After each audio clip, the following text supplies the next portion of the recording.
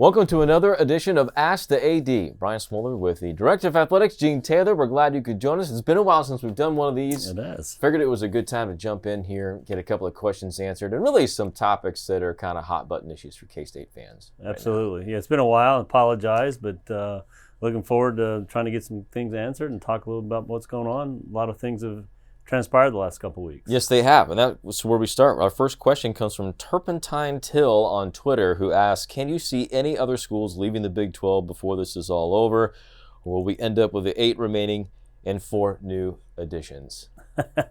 Well, you never say never. I will say the conversations that we've had as the 8 athletic directors over the last several weeks, we feel very committed, to each other.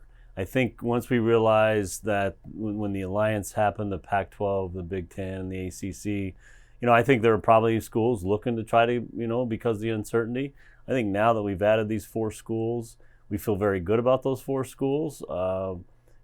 Whether anybody will continue to look, I will tell you they can look all they want, but in my conversations with other ADs in those conferences, they're not looking to expand right now. They don't need to expand. And I think the more we learn about the 4 schools, the better we'll feel about it. Now, the other question is, do we just stop at these 4 schools? Or do we continue to look at other? We talked about a lot of schools, so I would say that's likely to happen more so than somebody else leaving at this point. Is this something that's going to happen every couple of years? We're going to have to go through this because it feels like it's cyclical at this point. Yeah, it's obviously I think the last time was 10 years ago was the time frame. I think it all coincides around television contract renegotiations and now the expanded playoffs. I think the Big Ten is the next conference to do the renegotiation. Again, my conversations with ADs in that league, they're already at 14.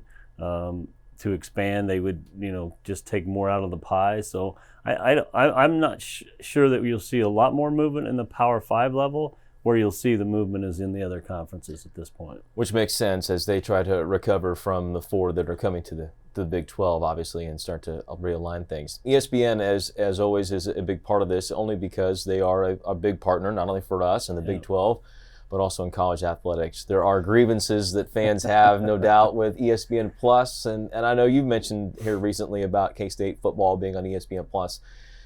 How delicate of a line is it to walk with ESPN because they are an important partner for the future? It is, and all of our TV partners are important. We are going to be renegotiating our deal in a few years as well.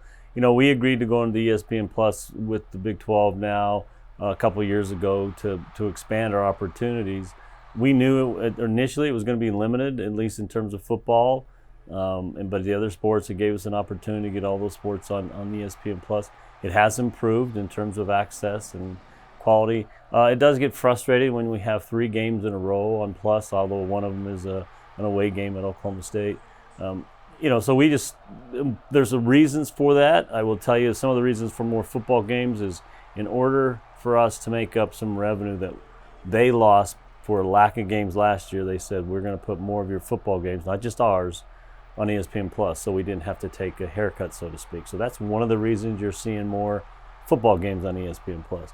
But they're a partner, and we need to continue to work with them. We just hope when they come in, they do the production at a high level and get it done right in terms of how they produce it, number of cameras. And I think those have been some frustrations in at least the last couple of games. Does that stuff get passed from the conference on, or Yes. do you guys yourselves have to do that? Trust me, we've shared it on our conference calls. We meet weekly, and we've shared that with the conference office. They're going to push that forward to the folks at ESPN because that's one thing we have been promised is they will come in and do a production at a high level. And I would say the last couple, I'm not sure they have done that as well as we'd hoped to. By the way, I appreciate the shout out that we could do a better production ourselves at some point. Well, we do, absolutely. Speaking of the videos side of things, we'll go back to Twitter for our next question. And this one for more in-game entertainment. Of course, we have the new setup hit Bill Snyder Family Stadium with the Shamrock Zone with the 2 north and the 2 south end video boards, the 2 corners. This question comes from KS Crane 23 on Twitter, which asks, when will soccer get a video board? That's a great question. It's a fair question, and we get the same question from our soccer coaches and our athletes. Something we'll look at. One of the things we looked at is could we take our old video boards from football and repurpose those. we found that that's probably not the best option. So I think in the near future, maybe sooner rather than later, we'll start to take a real good look at what are the options, how big of a board can we put out there. But it's probably going to be sooner rather than later. Speaking of facilities, you announced during the first football game here at home about the Building Champions campaign continuing, and now with a new foray into volleyball, Olympic training facility, and the new football indoor. I guess what's been the response since the announcement of those facilities? I think it's been very positive and very exciting for our fan base. I think for those sports, the athletes that in volleyball in particular, but then the other sports that will now have an opportunity for a much better weight room, much bigger weight room. The athletes are really excited about it. Susie and her staff, Ahern's been great. It's a great facility with a lot of history. But from a recruiting perspective, her ability to build teams and have a facility that's at a high level is really going to help her opportunities to recruit, and for our fans to play or watch in a venue that's comfortable, that has air conditioning and heating and all the good things, and video boards and everything else that goes along with it. So a lot of positive about those announcements. Will they all three begin construction at the same time? Volleyball and Olympic Training Center will start probably the soonest, sometime after January.